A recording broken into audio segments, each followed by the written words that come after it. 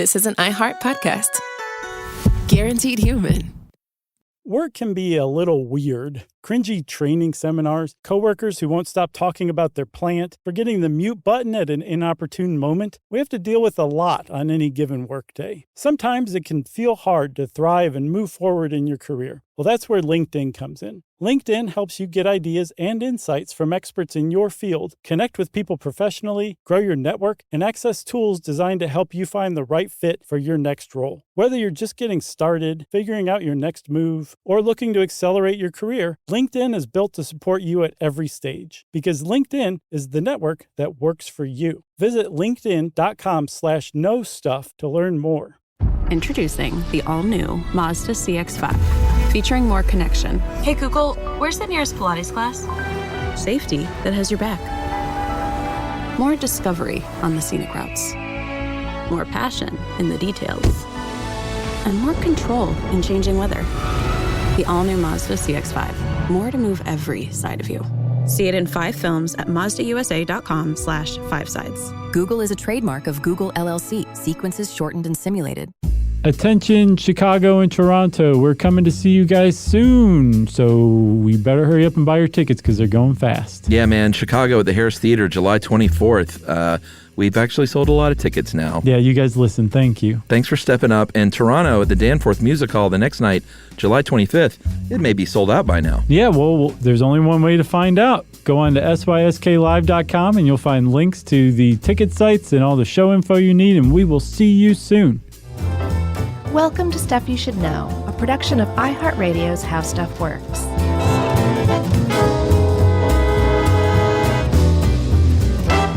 Hey, and welcome to the podcast. I'm Josh. There's Chuck. There's Josh.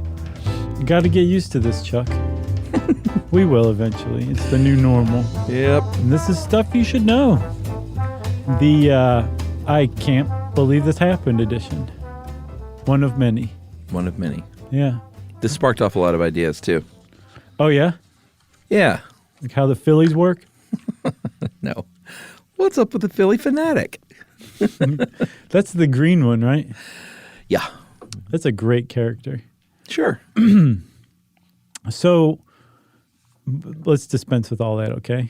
Yeah, this is going to be a long one, so let's just jump in. Okay. So back in 1985 in May, Philadelphia Police Department became the first and to this point only police department to drop a bomb on American soil.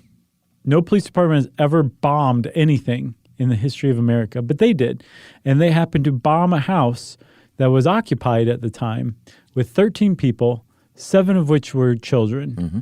And the people in this house were members of an organization called MOVE, M-O-V-E, all caps, but it's not an acronym. Nope. And they did this because MOVE had made themselves quite a nuisance in the neighborhood, to say the least. And there was basically, by this time in May 1985, a bitter feud between MOVE and the Philadelphia Police Department. And on May 13th, it came to a fiery and tragic end. It's a nice setup. Thank you.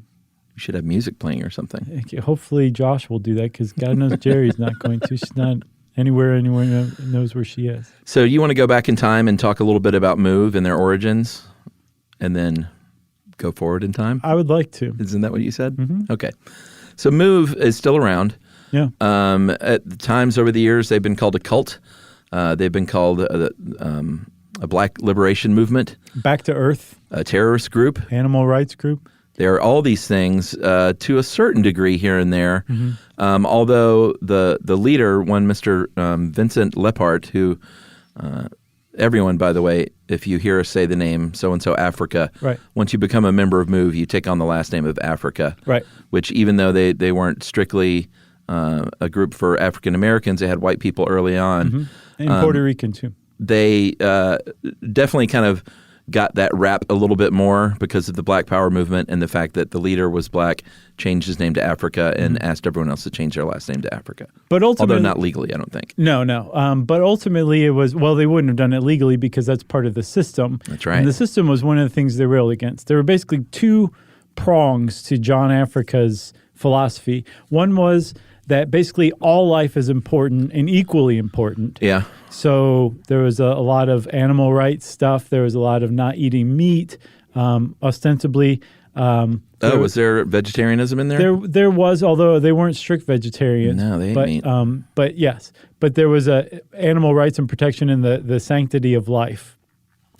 And then the second was that the system, as they called it, was inherently flawed because everything that was created by humans was flawed, and therefore not only should not be used, but the whole system should be taken down and replaced with a much more natural, animalistic philosophy and way of life.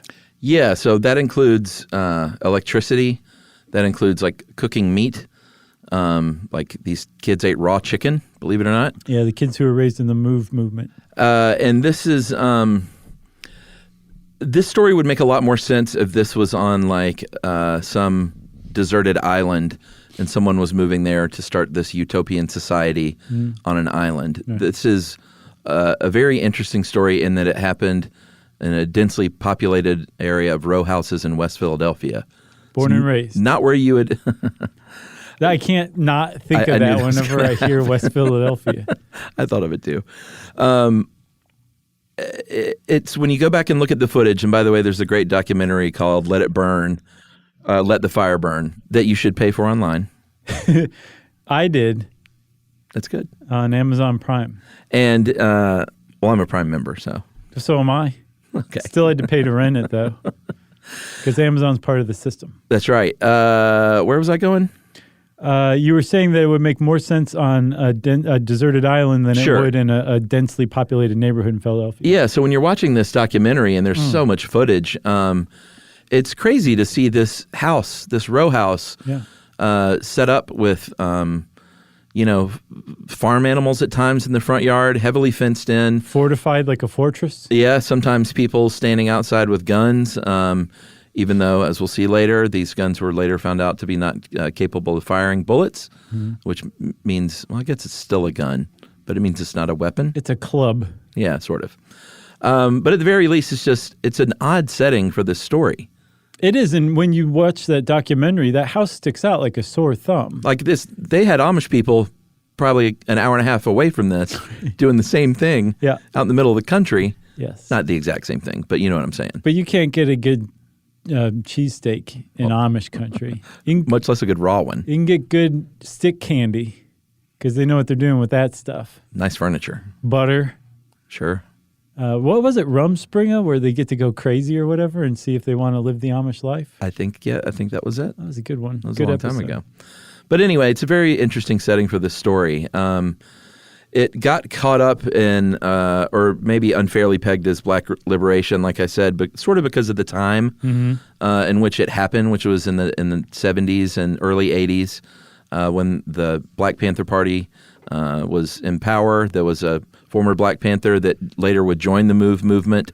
Yes, but from what I saw in that documentary, that person was interviewed, and he makes it sound like rather than bringing the Black Panther ideas to well, that's why MOVE, he left. Yeah. He took on MOVE's ideals rather than and discarded the Black Panthers' ideas. Yeah, I think he was disillusioned with the Black Panthers because of the violence. And it should be pointed out that that Africa's whole thing was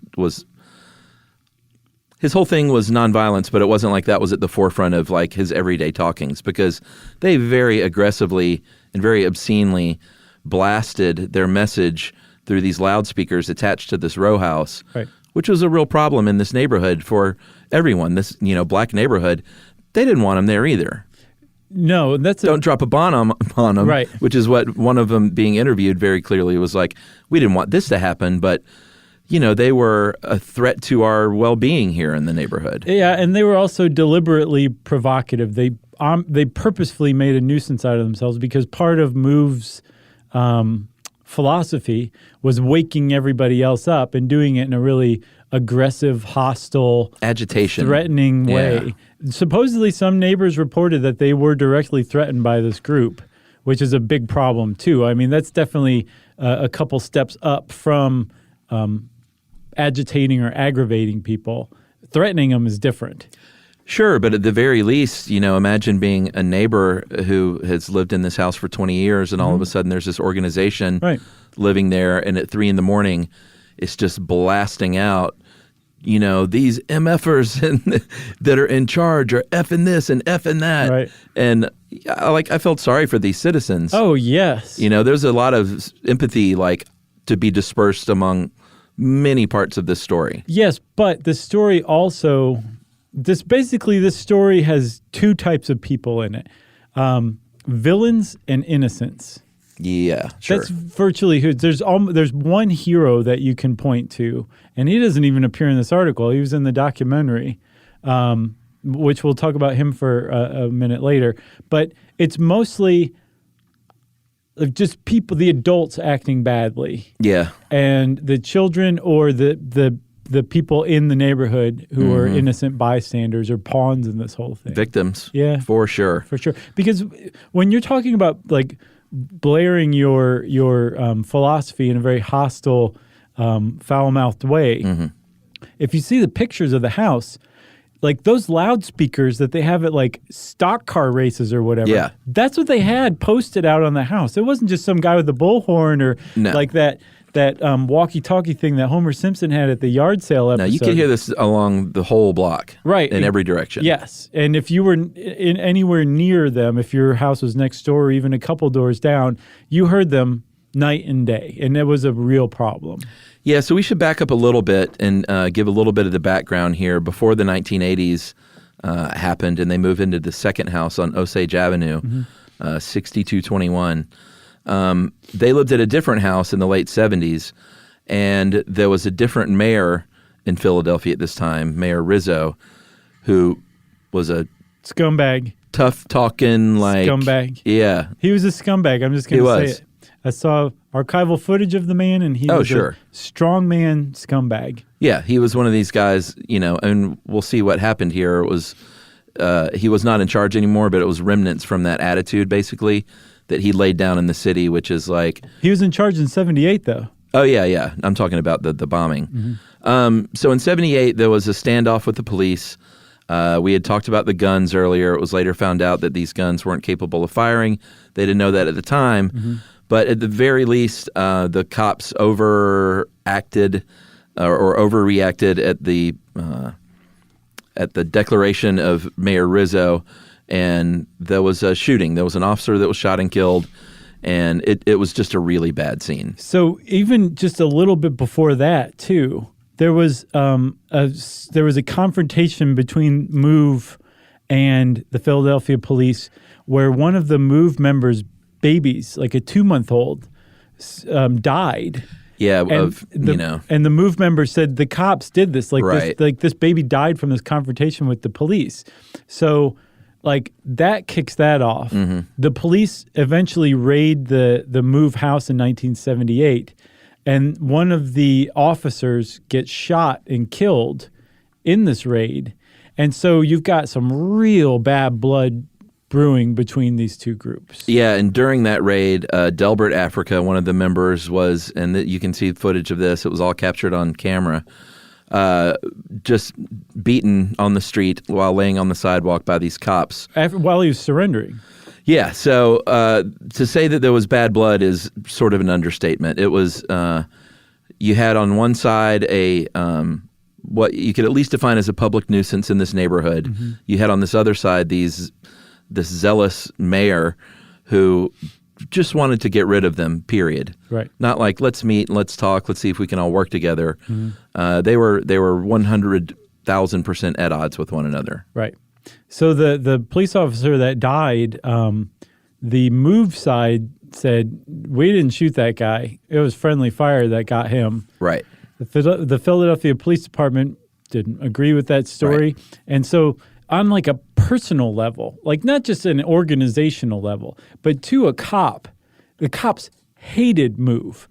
And these people just continued on in Philadelphia and actually stepped up their making themselves a public nuisance because 9 of their members were arrested for the murder of that police officer. And convicted. Yes, and sent to jail for decades. Yeah, 30 to 100 years is what they're each sentenced for.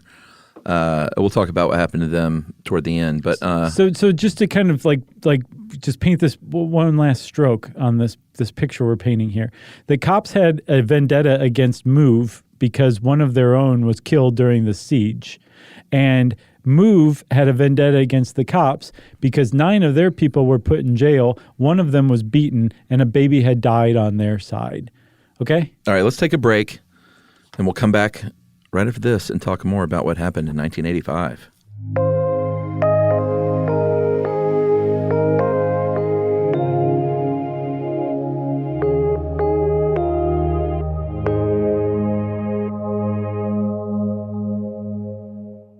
Spectrum Business keeps businesses of all sizes connected seamlessly with fast, reliable internet, advanced Wi-Fi, phone, TV, and mobile services. That's right. And Spectrum Business offers 100% U.S.-based customer support 24/7 to help you stay up and running. And they offer tailored connectivity solutions with packages built for your business budget. Yeah, so it's no wonder millions of business owners rely on Spectrum Business to keep them connected. Visit spectrum.com/business to learn more. Restrictions apply. Services not available in all areas.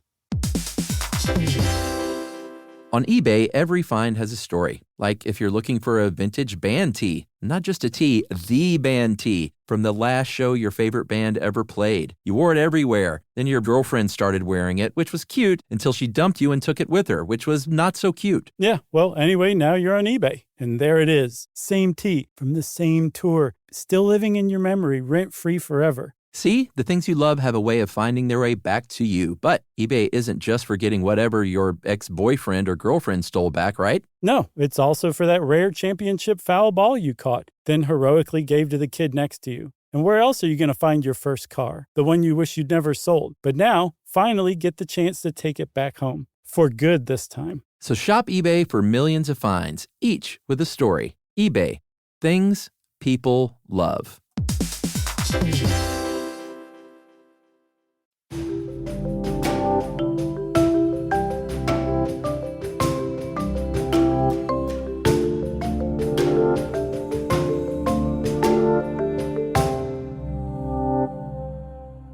All right, so whether or not this was a cult is, some people debate that. John Africa is very much on record saying it's an organization. Is that relevant? I don't think so. I don't either. I think it's just an attempt to discredit them. Oh, to call them a cult? Uh-huh. Yeah, I don't know. I think it's all worth talking about, though. Oh, yeah. I'm not, like, criticizing you or anything like that. I'm just saying, like, when people toss it around, like, oh, they were a cult.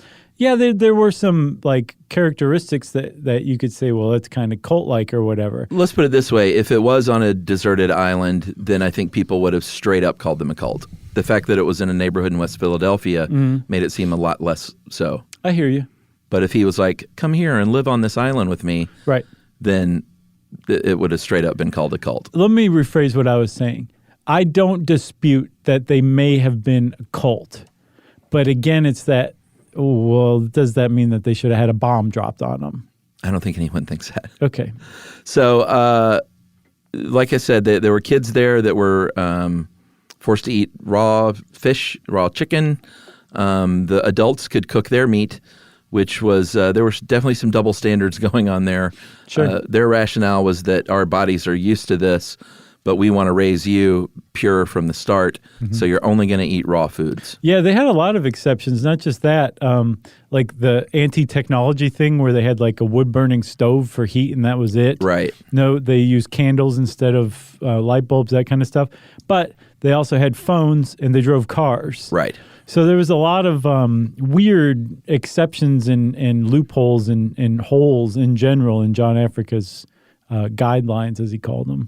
Yeah, as for one of the more, the only child that survived this experience, Birdie Africa, Michael Ward, he said in 1995, I'm still afraid of them, of Move. Some of the things that went on there, I can't get out of my head. Bad things I haven't told anyone except for my father, but I'll tell you this, I didn't like being there. They said it was a family, but a family isn't something where you're forced to stay and you don't want to. Right. And his contention was that the kids were always trying to get out of there and run away. They were just too little to know how. Too little and, naked. They were naked. They were malnourished. Yeah. They were like the only toys they had to hide because they weren't supposed to have them because that's technology and human made. It was unsanitary. Yeah, there was, part of what Move was into was growing their own food. So they would compost like in the alley behind the house or on the roof or something like that. They built an animal shelter in the alley. So there was a lot of really not okay conditions to raise kids in, let alone like adults to live in, but raising children. It was there were some really bad decisions and choices or bad outcomes from some of John Africa's philosophy. Yeah, it's weird because it's like at the heart of this, it's this back to nature movement. Mm-hmm. Where You want them to be on a deserted island so bad. not even a deserted island. Like go out into there's countryside not too far outside of Philadelphia. It is a little weird. It is. It's very strange because on one hand, I'm like, yeah, this animal rights group, and they're back to nature, and they're eschewing the things of man, but they're doing it in the most like aggressive, antagonistic way possible. Yes. In the middle of a city. It's like I didn't know what to think about any of this, except obviously you don't go in there and firebomb the place. Right. That's like the one thing I was clear on. Right. Is you don't start a war in the middle of a neighborhood. Right. It's true. Which is what happened basically. The neighbors wanted Move out. They filed a bunch of complaints over the years to get them shut down, and the city didn't really know what to do at this point. At this point, there was a different mayor, Mayor Good. So this was the first black mayor of Philadelphia, who actually was elected on this reform ticket, basically to get rid of Rizzo, get rid of the corruption, the racism that Rizzo had and his administration had fostered. Because he was police chief first, and then became mayor. Who Good was, or Rizzo? No, Rizzo. Sure. And he basically, after that 1978 raid, there's footage of him just basically hopped up and boasting about how militarized the Chicago PD was now, how like they could. I think he actually said, he said we're ready for war. Yeah, we could go down to Cuba and take them if we wanted to right now. Just really like boasting about this. Yeah, not like, oh man, this is a tragedy or whatever. Even if however you want to say it, like he was boasting, like, come on, who's next, kind of thing. And this was the mayor at the time. Yeah. So Wilson Good comes along and is like, not that. We're going to take a different tact here and try to promote more unity. And he was actually pretty successful in a lot of ways in that respect. As far as the city officials go, I really kind of like Mayor Good. Because he took responsibility for it. Yeah. Even stuff he didn't do. Just because he was the mayor, he put himself in as accountable. All right, so should we fast forward? Yes. The stage was set. We know what happened in the 70s. We know the relationship between this neighborhood with this group with this city, and the cops. And so they decide that they are going to extract every person from that house. That was the plan, is we are going to remove the Move organization from the house on Osage Avenue. Yeah. In this article, it says they didn't have a plan. That's not true. No. They had a plan that just was not executed well and went really pear-shaped really fast. And then they didn't have a plan. Right. But the original plan was to, the Move organization had built this pretty fortified bunker on top of their building. Yeah. As far as homemade bunkers go. Yeah. Not bad, which gave them a supreme tactical advantage. If you know anything about war, higher ground is always going to win out. Sure. Or if you've not ever always, but designed a castle or something, Sure. Castle designers. Right. They know. Warmongers. So the idea was to create a diversion on the roof, in which time police officers or SWAT and everybody would go inside and forcibly remove people by any means necessary, in Mayor Good's words. But the first part of that was water cannons and tear gas. You're right. And they were very surprised when these water cannons that were I think they shot like 1,000 gallons a second or some crazy amount of water. They just left them on. Yes, 2 of them. Yeah. And they fully expected to basically take most of this house down. Yeah. Like it was a brick row home.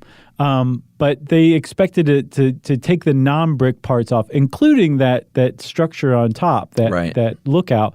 And they were very, very surprised when two things didn't happen. When that structure didn't come down, despite the water cannons being directed at it for hours, and the people not coming out, despite tear gas being shot into the house. Right. And that is, like you said earlier, when their plan went to the birds? Yeah. Toilet? Sure. Went down the toilet, and they said, well, what do we do now? Yeah. Like, our whole plan doesn't work. I've got an idea. Let's start shooting at the house instead. Yeah, so what they didn't know this whole time was that they were all hiding in a basement garage. Yeah. So all of this water raining down on the roof probably wasn't even getting to them. Probably not. Or maybe it's not like they were up to their necks in water in the basement and like drowning or anything like that. No, but they later said that the tear gas was everywhere. Sure. But apparently it wasn't potent enough. Yeah. Maybe they used expired stuff. And we should step it back one step, Chuck. Before this raid actually started, they went house to house to the neighbors and said, you guys grab all your clothes. That's huge. We need you gone for 24 hours. Yeah. Because we're about to do what you guys have wanted us to do for years. Yeah. We're going to do it. So you need to get out of here. They towed trucks from Osage Avenue. They towed every car. Yep. They had the gas shut off, the electricity shut off. There was a siege. Yeah, they basically tried to just vacate the block. Yeah. And they did. And they did. I think some people stayed when they shouldn't have, but it's like with any evacuation. They got as many people out of there as possible. Right. They're like, you'll be back in your house tomorrow. Okay, so the whole block and like a couple of streets on either side are cleared. Yeah. The water's been used. It's not working. The tear gas is not working. So supposedly the first shots came from the house. Right. But everybody, all witnesses, cops, firefighters, news people, say that the first shots were automatic fire. Right. It's been conclusively proven that no one in the Move house had an automatic weapon. So if the first shots were automatic, then that means the cops fired first. And that's what people seem to believe, is that the cops started this. Yeah, and a lot of this documentary, it's really compelling because it's footage from the commission afterward, and you get like the real deal testimony, first-person testimony from all the major players, including the police chief. What was his name? Gregory Sambor. Yeah, Sambor, he identified it as automatic, like his sworn testimony said it was automatic weapons. And they were like, well, how do you know? And he's like, I know what an automatic weapon sounds like. Right. And they're like, well, what Move didn't have automatic weapons? He's like, oh, I don't know about that. Yeah, he's like, I don't know how to explain that then. But they fired first. Right. He just kind of stuck to his guns. Right. Every single time. Yeah. He was a piece of work himself. He was definitely cut from the same cloth as Mayor Rizzo. I think so. Yeah. So they decide to start shooting at this point because regardless of who shot first, it becomes like Vietnam on the city block all of a sudden. And it's not like, they cleared it out, but when you see this news footage, there's people everywhere. Sure. Watching. Yeah. There are news cameras and anchors everywhere on the streets like, we should get behind the car now because it's raining bullets everywhere. Yeah. It's just freaky to see this happening on like a city block in the United States. Yeah, the cops in the 80s. The cops later on estimated that they fired about 10,000 rounds. They ran out of bullets. Yeah, they had to bring in more because they ran out of bullets. Yeah. This car pulls up and you're like, a police car has just rushed into the scene, and it's like from a movie, the trunk pops and it's just full of bullets. Yeah, because they ran out of bullets. Yeah. So they kept shooting at this house. And here's the thing, like, bear in mind, they're shooting 10,000 rounds of ammunition at a house occupied by 13 people, 7 of which are children. Everyone knows. Oh, yeah. Everyone knows that there were 7 children in that house. Yeah, it's not like the cops were unaware. No.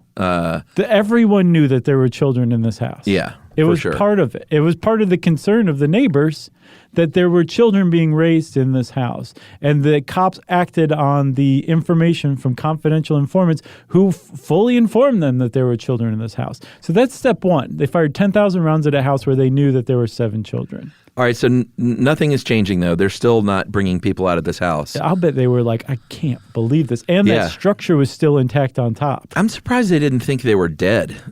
Yeah. I would have thought at some point they would have been like, well, I'm sure we probably killed everyone. Yeah. Let's just go in there. I wonder because if they were all crowded down in the basement garage, they couldn't have been firing back after a certain point in time. Yeah, I'm not sure. I mean, they said part of the problem was the tear gas, right? So they couldn't send cops in there because it was flooded with tear gas. Yeah. And then I think they said this comes later, the steam. Right. So put a pin in the steam. Okay. So at some point, someone on the bomb squad apparently says to the police chief, or it gets to the police chief, hey, he was really, the chief was really worried about that bunker and that tactical advantage.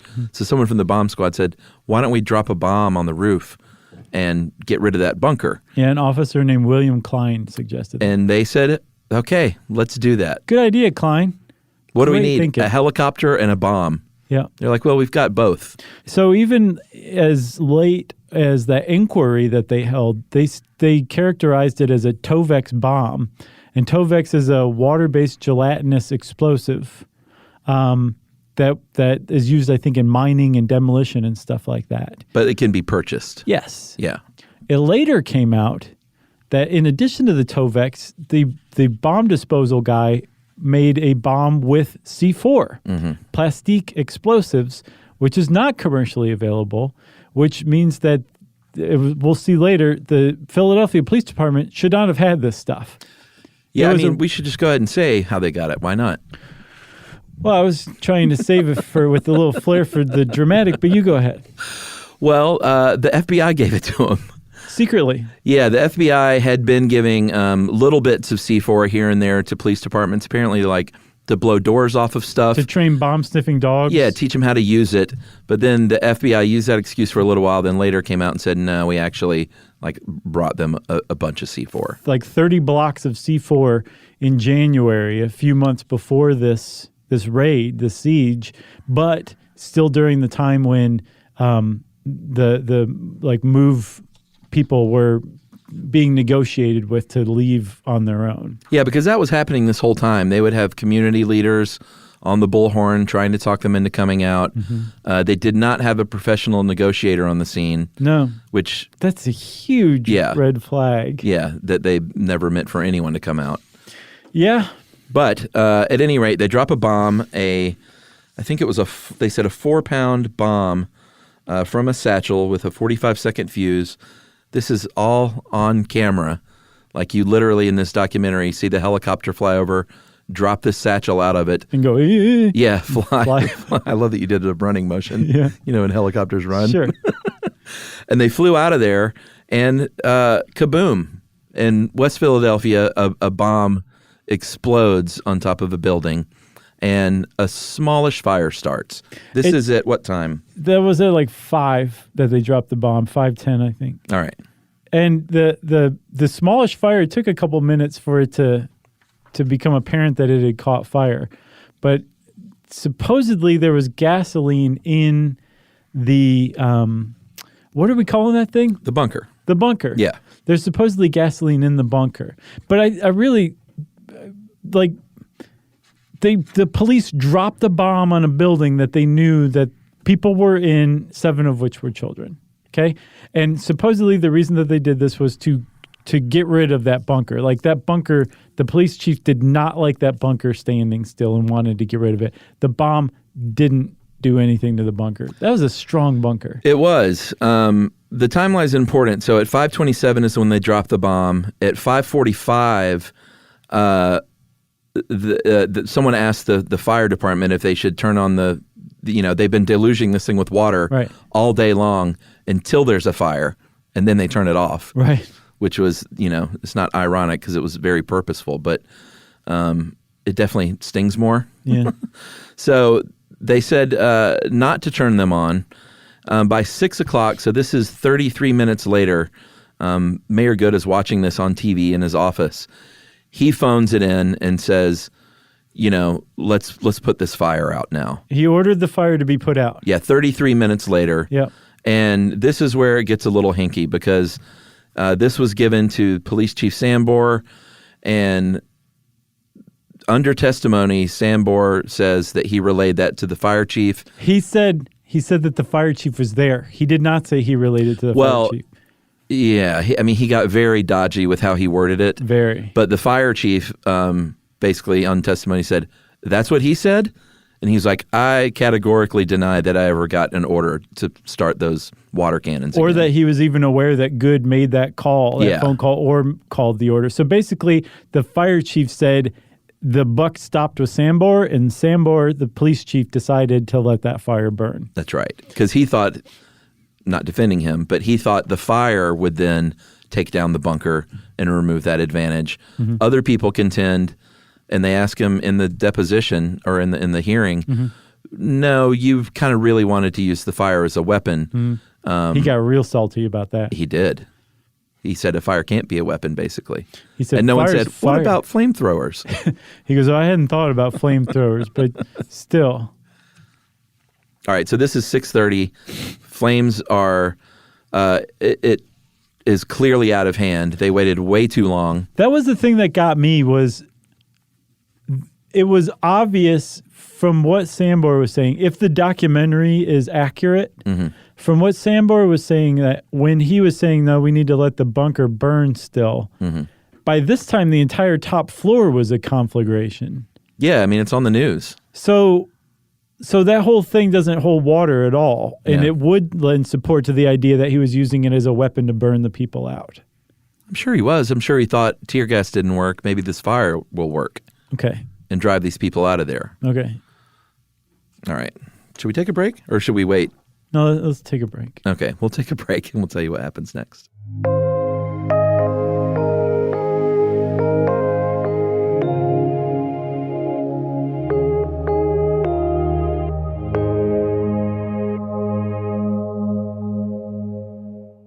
Spectrum Business keeps businesses of all sizes connected seamlessly with fast, reliable internet, advanced Wi-Fi, phone, TV, and mobile services. That's right. And Spectrum Business offers 100% U.S.-based customer support 24/7 to help you stay up and running. And they offer tailored connectivity solutions with packages built for your business budget. Yeah, so it's no wonder millions of business owners rely on Spectrum Business to keep them connected. Visit spectrum.com/business to learn more. Restrictions apply. Services not available in all areas. On eBay, every find has a story. Like if you're looking for a vintage band tee, not just a tee, the band tee from the last show your favorite band ever played. You wore it everywhere. Then your girlfriend started wearing it, which was cute, until she dumped you and took it with her, which was not so cute. Yeah, well, anyway, now you're on eBay. And there it is. Same tee from the same tour. Still living in your memory, rent-free forever. See, the things you love have a way of finding their way back to you. But eBay isn't just for getting whatever your ex-boyfriend or girlfriend stole back, right? No, it's also for that rare championship foul ball you caught, then heroically gave to the kid next to you. And where else are you going to find your first car? The one you wish you'd never sold. But now, finally get the chance to take it back home. For good this time. So shop eBay for millions of finds, each with a story. eBay. Things people love.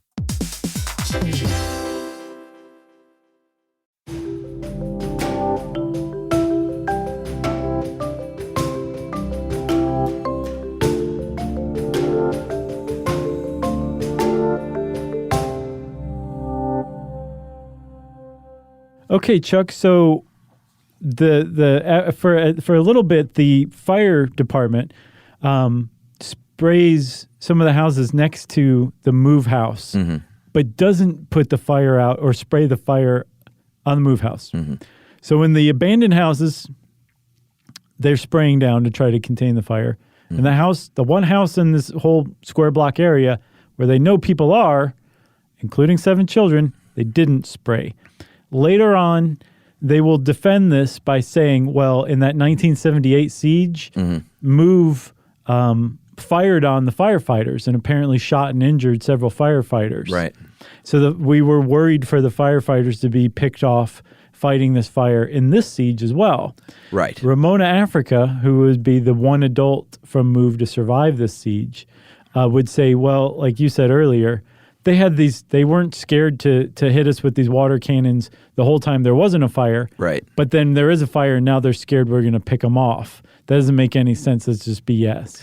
Yeah, and also I'm glad you brought that up because it said to put a pin in the steam. This is when the steam happened because they're blowing water on this fire now, and it's creating all this steam that they said didn't allow anyone to move in as well. Okay. Because they couldn't see anything. There was no visibility. Okay, so despite spraying down the houses around this fire, it got out of hand really fast, and it spread very fast, and it moved very quickly, not just from the move house, but onto the neighboring houses and then beyond. And even these are fairly narrow streets that this neighborhood was built on, and it jumped the street fairly quickly. Yeah, it wasn't contained or deemed under control until 11:41 p.m. So it's like more than 6 hours after it started. Yeah, this whole city block is just burning to the ground. It ended up being like a 6-alarm fire, which, depending on the city, is 100, 120 firefighters, chiefs, ladder trucks. It's a big old fire. Yeah. So you mentioned the 1978 siege where the officer was shot and killed and where the beating of Delbert Africa went down. Yeah. Important to remember that because 2 of the officers that were involved in the beatdown of Delbert Africa were also on the scene today. And they make a big point in this commission, like, did you think about sending these guys in there? Might not be a good idea, and they may have revenge on their minds. Right. And I can't remember what the answer was. He's kind of like...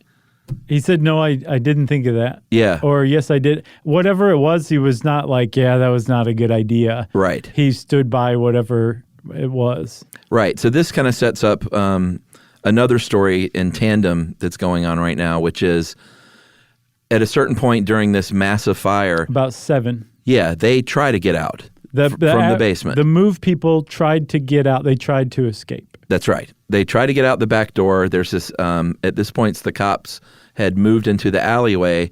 There was no camera access, so you couldn't see what happened. Mm-hmm. But from the testimony that can't even hardly get through the testimony of that kid. Yeah. You know, they deposed him. He wasn't in front of the commission. Birdie Africa? Yeah, but Birdie Africa was like, what, he looked like 10 or 11 years old when they deposed him? Yeah, but he was actually like 13. Was he? Mm-hmm. But this kid is retelling this story. Seems incredibly credible and believable to me. Right.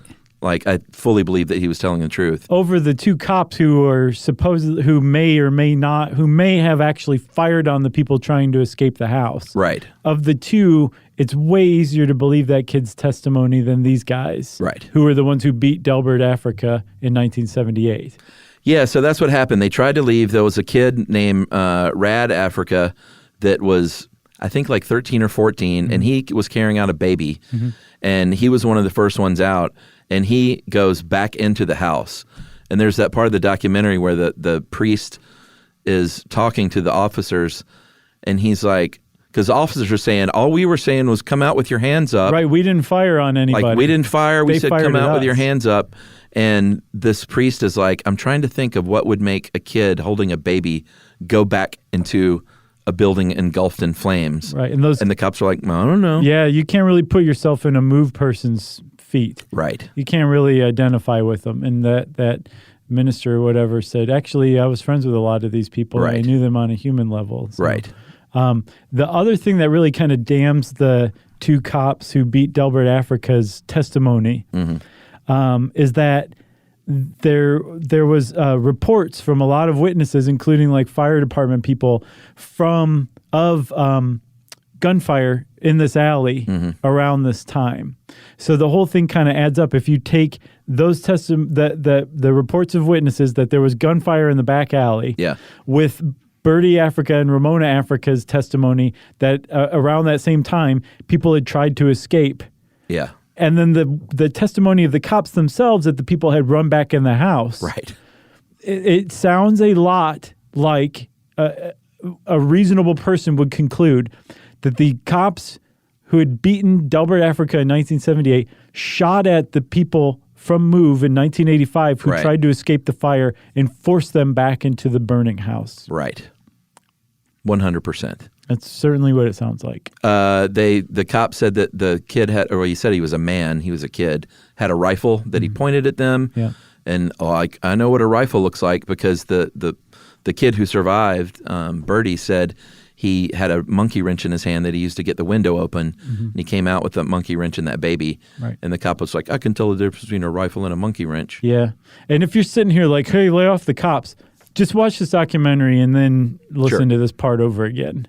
Because it's a really great documentary. It does a really good job of like laying everything out. But part of the I guess the goodness of this documentary is that it's all archival and it lets the people speak for themselves. Oh yeah, it's just you basically kind of watch what happened and listen to what people said about it. Right. Including the people in charge. And it's obviously, it's edited. It's not just like, here's this inquiry, here's my documentary. But it lets it pay out enough that you get a really good, clear picture of what happened in the testimony that followed. So, that's kind of the end of that story as it happened. That these Ramona and Bertie were the only two to make it out of that house alive. And that hero I mentioned earlier, cop. Man, I wish I could remember his name. I got his name. He could not stop himself from running to Bertie to help him. Yeah, Officer James Bergheyer. So Bergheyer ran to them, despite some of his colleagues saying, "Don't! I think it's a trap. You're going to get killed." He said, I can't. Like, I see this kid right there, and I'm going to go rescue him. He thought of his kids, he said. He did. And they even say, like, in the inquiry, like, if there's any, like, silver lining or shining moment to this whole horrible thing, it's what you did. And he got kind of rousted out of the police department within a year or two. Oh, yeah. His own police brethren turned on him. They wrote racial epithets on his locker because he saved this kid. Was diagnosed with PTSD and left the force 2 years later. And there's a great article I found that I read the first third of right before we had to record that of him, an interview with him, I guess like 5 or 6 years ago. Yeah. That I can't wait to go read and finish up. So let's finish up. Okay. So Bertie and Ramona were the only two MOVE members who survived. The other 11 died, including 6 children. Yeah. In this house that was set on fire, and the fire was set off by a bomb that the Philadelphia Police Department dropped on the house. So obviously, Philadelphia is going to cough up some money for this. Yeah, there were settlements. The parents of the dead children settled for $25 million total. Michael Ward, young Bertie, he became Michael Ward. He changed his name. He got $1.7 million. Ramona Africa got $500,000. And the families of John Africa and his nephew, they couldn't reach a settlement, so they were awarded $1 million by a jury. And then here's the kicker. Police Chief Sambor and Fire Chief Richmond were forced to pay $1 a week for 11 years to Ramona Africa. To keep it in mind. Yeah, $572. Which is but it's a civil, that's a civil punishment, basically saying we think you might not be criminally responsible, but in this civil suit, we are saying, it's basically like how a symbolic payment or whatever. Yeah, it's like how the civil court ruled against OJ, right, even though he had been found not guilty of murder. In the criminal, sure. The civil court still said, no, you're responsible, we believe, so we're going to get you in this way. They did the same thing. And this was despite the fact that Ramona Africa did 7 years. Like, they didn't say, hey, we're really sorry we burned this house. Right, she went to prison. Here's some money. They said, hey, you're under arrest for inciting riot and conspiracy of something or other. And she did 7 years. She didn't get out early because the parole board said you have to denounce MOVE. And she refused to denounce MOVE, and she did her full 7 years. Although now she is not affiliated with MOVE any longer, as far as I know. Yeah, as far as the original MOVE 9, who are the ones in prison for the killing of the police officer, 2 of them died in prison. I think 2 are still in prison. The rest, including just in February 12th, Eddie Africa was paroled. Yeah. Delbert and Chuck Africa are still behind bars. I think are the only 2 still behind bars. And as far as Michael Ward, a.k.a. Young Bertie Africa, he very sadly died in 2013 in a hot tub cruise ship drowning due to intoxication.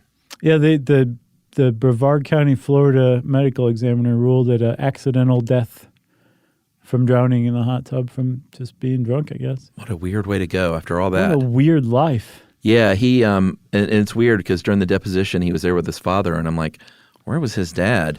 His dad was looking for him. Well, his dad was out of the country in the military while he was living in Philadelphia. Right, but he had moved to suburban Philadelphia. Yeah. His dad did, and had been looking for Michael and had no idea he was, 30 minutes away in Philly. Yeah, so he lived the rest of his life with his dad, and that's who he referenced earlier when he was like, the stuff that went on there, I'll only tell my father. Right. Super, super tragic. And it's one of these things I think like we should do a little triumvirate of this in Ruby Ridge and Waco, maybe. Yeah, agreed. Like 3 times where there was a potentially problematic organization and the United States government just decided to firebomb it. Yeah, these are so sticky because you want to be like, oh, these people are the victims and, the government really was a villain in this one. But you're like, it's never that complex. And these stories really teach you that it's always that things complex. Are much more textured than that. They're much more nuanced than that black and white. But even still, you still don't drop you a bomb. don't drop a bomb and burn 11 people to death. Yeah. The city, as far as that block went, they paid $11 million, which was by all accounts a very inside deal with some developer who put up a bunch of houses that were condemned in 2000 due to shoddy construction. Yeah. So somebody got rich, again, trying to build these things, did a terrible job. Yeah. 24 families stayed. They offered repairs and buyouts, and apparently most people took the buyouts. Right. And if you do like the little Google Earth, the 6221 Osage, it's still row houses, and on either side of that, it looks like people might be living there. Right. But that building has plywood up in the windows still. Oh, really? Yeah. Because I heard starting in about 2015, they brought in a good developer and started to redevelop it, and it's starting to come back. Well, it's interesting. That one address, though, is boarded up, so I don't know if no one wants to live there. Or it could be an older Google image. Yeah, those are usually newer, right? I wonder. Well, I mean, it could be older than 2015. Although I looked at my house the other day, and it was the old house. The old house? Yeah, and I was kind of like, oh. That's cute. It looked cruddier than I thought. No, you got a good house. I got to see your new version. Yeah, you should. New fancy version. I'm just waiting for an invite. Come on over. Oh, thanks. I can't. If you want to know more about the move bombing, please, we both beseech you, go watch Let the Fire Burn on Amazon Prime, on the internet, wherever you can see it, just see it. It's really, really good. Yeah. And we should point out, too, that no one involved on the cops and the political side suffered any punishments. No, there was that inquiry, and no one was found guilty of any wrongdoing, except, although this will put a really good button on this multiracial inquiry panel that held these hearings. To a person with one dissenter, said that we conclude, had this not been a black working class neighborhood, right, but instead a white working class neighborhood, the police never would have dropped that bomb. Of course they wouldn't have. Yeah. Okay, it's time for listener mail. Who is the lone dissenter? I didn't see. Oh, it's got to be the guy with the glasses. It's always that guy. What am I going to call this? Perfect pitch follow-up. Oh. Hey guys, back in 2009, my band was recording an album, and there was one song that ends with us all singing and holding out a single note. The next song starts with us singing that same note. Oh, that's cool. See what they did? Adding drums, then the songs are edited together to have them flow into each other with no gap. Josh T is very interested because he's a musician. Jerry would just be like, what? I'm eating miso. What'd you guys say? We had finished recording that first one, and I can tell by the look on Josh's face, he's like, no, that old trick. Packed our instruments away, then we were about to start the next one. We realized we needed to hear the first note so we could sing in the right pitch. Instead of loading up the previous song, our pianist said, I have perfect pitch, and belted out the note, which we all, who don't have perfect pitch, trusted him to be right and started recording from there. Little did we know, he doesn't have perfect pitch, but is close. When we edited the songs together and played them through, the notes were supposed to match were off by about a half step. Now it sounds like a Jerry edit. Very dissonant, totally wrong. I just realized Jerry's going to hear this when she edits this episode. That's right. Just put a Wilhelm scream in there, Jerry. It'll all be all right. We were already out of the studio at that point, so we ended up just releasing it and claiming the dissonance was intentional. But we never let them off the hook and with the old, oh, yeah, you got perfect pitch, do you? Thanks so much for all the hard work, guys. I've learned so much. Been endlessly entertained for years. Signed, spanked, and sent. That is from Kenny. Thank you, Kenny. We appreciate that. That was a pretty great email. Yeah. It made me literally LOL. I can only assume it's Kenny Rogers. I also want to say this. We give Jerry a hard time around here at Stuff You Should Know. Oh, only when she's not here. Imagine, right. Actually, that's not true. We do it while she's sitting right there, too. I can't imagine Stuff You Should Know without her. Yeah. We love our Jerry, and she is perfect exactly the way she is. I'll call that a nice save. Right. Well, if you want to get in touch with us, you can go on to stuffyoushouldknow.com and check out our social links. And you can also send us an email to stuffpodcast@iheartradio.com. Stuff You Should Know is a production of iHeartRadio's How Stuff Works. For more podcasts from iHeartRadio, visit the iHeartRadio app, Apple Podcasts, or wherever you listen to your favorite shows.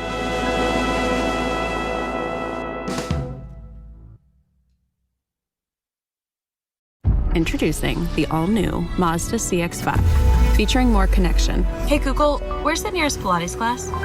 safety that has your back, more discovery on the scenic routes, more passion in the details, and more control in changing weather. The all-new Mazda CX-5, more to move every side of you. See it in 5 films at MazdaUSA.com/5sides. Google is a trademark of Google LLC. Sequences shortened and simulated. Everyone knows winter is the real mess maker. You don't need WeatherTech floor liners for summer unless you hit the beach and half the beach ends up back in your car, or the campsite dirt ends up in your trunk. Then you'd want a cargo liner, or a road trip goes sideways, lemonade spills, ketchup goes rogue, ice cream drips. Yeah, you'd be pretty happy about those WeatherTech seat protectors. So just to be clear, as the mud you're inevitably going to step in this summer, you don't need WeatherTech unless you plan on doing summer. Visit WeatherTech.com today. This is an iHeart podcast. Guaranteed human.